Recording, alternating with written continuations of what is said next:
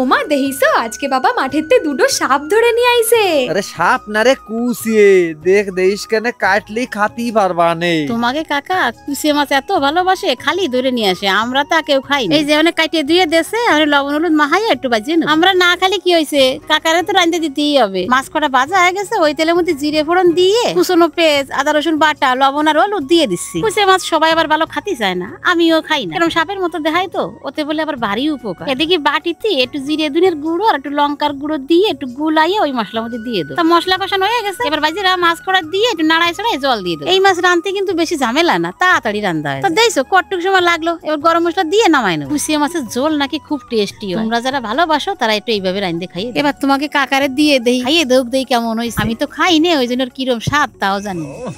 পুরো মাংস, কুচি মাছ খুব সুস্বাদু মাছ, এখানে শরীরের পক্ষেও ভালো, গায়ে রক্ত হয়, সুন্দর হয়েছে একবার পুরো মাংস।